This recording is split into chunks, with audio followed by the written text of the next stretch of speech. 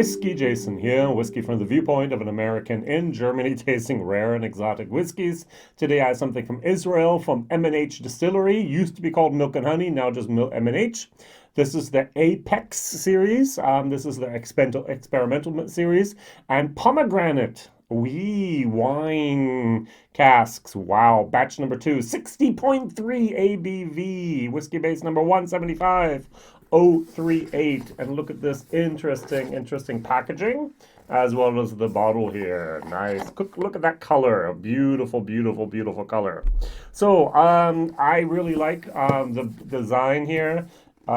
If you go back, and this will be my comparison whiskey, the original classic was an orange, so let's push this over here. This is a yellow. You do notice a little bit of a difference here. My camera shows it.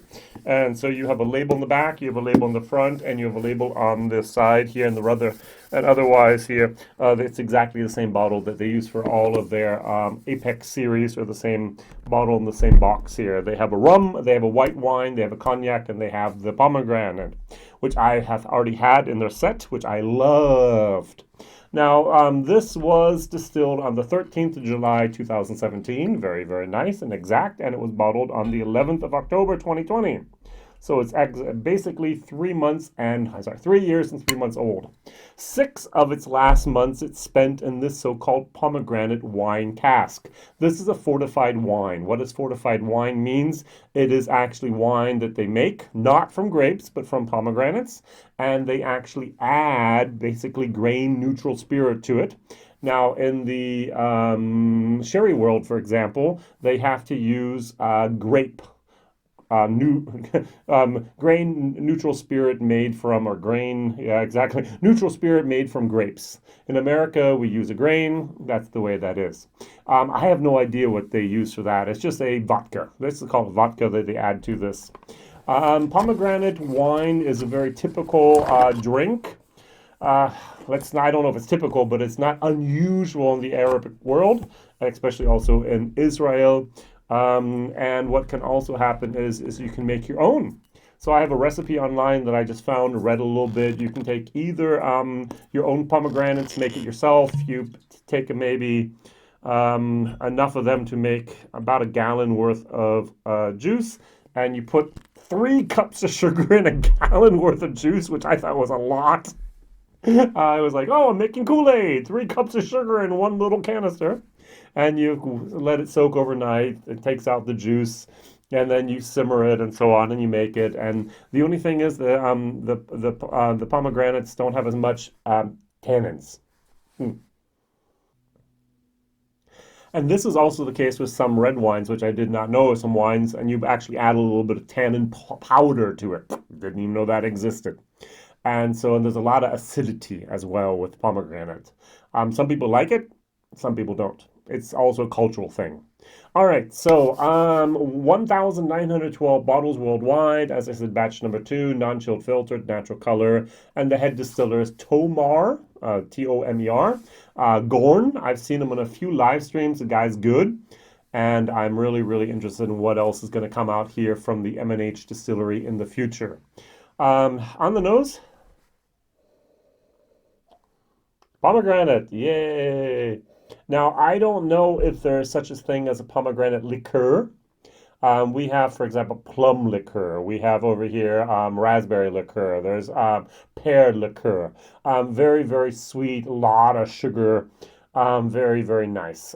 Very smooth, very nice. That's what I'm getting here. There's alcohol, yeah, but it doesn't feel like it's 60%. And it's very fruity, and it's very pomegranate. I don't know if that's a word or not. So over here, okay, the classic, a little bit more of a barley, a little bit of barley sugar, a little bit of wood, and a tiny little bit of a lemon moment. Now, I am not the expert on what kosher is and what is not, and yet I'm going to attempt in about 2 minutes to very briefly try to summarize what we have. Kosher are so-called rules, and there are also rules about what is to be eaten and what is not to be eaten, and they're about 3,000+ years old. So someone decided, hey, 3,000 years ago, we didn't have whiskey, but we now do have whiskey and it's kosher. All right, so Rabbi or someone else decided whiskey's not the problem. The problem is things that we have had, for example, wine. Wine we had 3,000 years ago. So wine can only be kosher that is actually made and declared kosher by Jews. Good, no problem. Now, the problem that we do have is if we go for sherry, for example, sherry has to be made in Spain in a certain little region. And there are not that many, actually none, Jews making sherry in that region. So what do? You try to have people do the right thing and have a rabbi and bless the casks, and then you have kosher sherry. Because it was mentioned in the Bible, wine, we can now see what is and what is not kosher. Not in the Bible, I'm sorry, in the Torah, and so therefore it's declared yes or it's not. So for some reason, rum, I guess, is not a problem either. We didn't have rum 3,000 years ago. Cognac, we probably didn't have 3,000 years ago either, so it should be no problem. And there are kosher white wine casks in Israel and other places of the world. And so you can use those casks as well. Pomegranate is something that's made probably in Israel, and therefore, ta-da, no problem. So this wine is kosher, and all the ingredients used is kosher. So that's very, very important for some of the people out there in the world who actually like to drink this and are part of the Jewish heritage. All right, so I'm sorry if I got things wrong. If I do, just write it down. It wasn't with ill intent. Please help me to understand better why some things, especially sherry, have to be declared kosher and other things automatically are kosher because they're not mentioned anywhere else. Good. All right, so I'm going to smell this one last time before tasting it, and I must admit it has a little bit of a nice caramel moment as well. Yeah, there's actually a video on my channel here where you can see me taste a tasting set I received from M&H, and that was a pomegranate in there. That was the clear winner. The white wine was not mine. I did not like it. And there were two other ones as well in there. And so they're doing different experiments and testing the market and so on.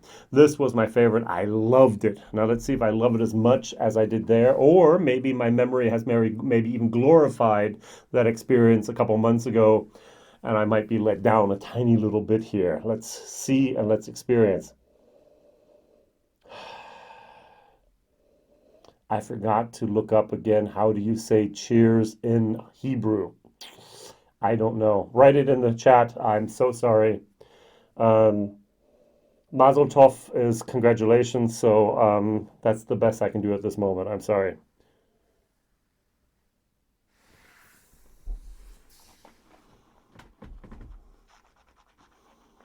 Hmm?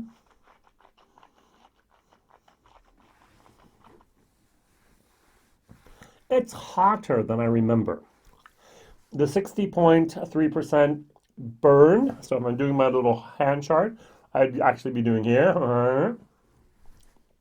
The pomegranate is not as sweet and is not as succulent as I remember. It's definitely there. It's good.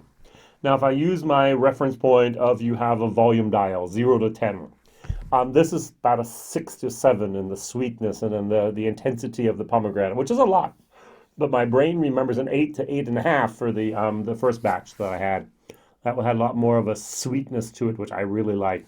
The acidity from the pomegranate comes through here more than I remember in the first batch.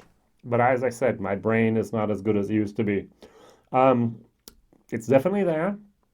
It's definitely good. I like it. I remember it being better, but I like it. A little bit hot. So what I'm going to do is I'm just going to add a few drops of water, bring this down to about 50%. Yeah, 60.3 is a lot. So basically you're getting, I'm going to say 1.4 times the bottle size, because I don't think you really need to drink this at 60.3%. Well, for all of us that love our bookers, this is basically 63.2%, and I drink it straight as it is, neat. So who knows? Some of us do like 60+% alcohol. It does change a little bit with water. I get a little bit more of a raisiny, a little bit of a woody, a little bit more of a grapefruity moment. Interesting, interesting. The acidity comes through more. Okay, cheers.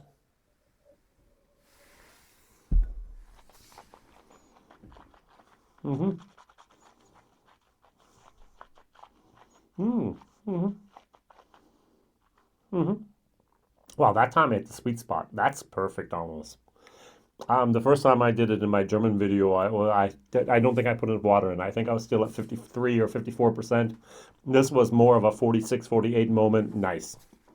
All right, I'm going to give this a B minus. I was hoping to give it a B plus. I remember it being a B plus whiskey, but it's a B minus, which is a fabulous whiskey, people. This is a one of a kind whiskey. No one else in the world, as far as I know, have ever used a pomegranate fortified wine cask to finish a whiskey in it. McMurra in Sweden have used almost every type of cask there is in the world so far, but not this one. Yay! So in Israel, they did something first. Sorry, Angela. But I really, really do like what they're doing at M&H Distillery. They're no longer called Milk and Honey because people kept on thinking they were doing liqueurs with honey in there and with milk in there and cream and so on. Now it's just M&H Distillery. Thomas, go on and your team keep on keeping on. I think you're doing fabulous things. I think the people here in Germany, I think the people in Europe, and I think the people of the world need to experience your whiskeys and be able to try this beautiful new brand coming up. After saying all of that, I'm going to go to the classic. I think I paid 48 euros for the classic over. Oh, by the way, 74 euros 90. So 75 euros. I think that's an okay price. I'm going to give it a C for a price. As I said, it's a one-of-a-kind type of thing. I would have preferred maybe 4 years and maybe 56%. Whether the angel share might actually go up in Israel, who knows? A little bit older, a little bit less heat would have been great, but you take it down a little bit with water, it turns into something nice. Good, well done, non-chilled filtered, natural color, everything's great. This, as I said, I think I paid 45, 48 euros for this. This is the classic. It's 46%, non-chilled filtered, good graphic design, but no age statement. And on the nose and on the palate,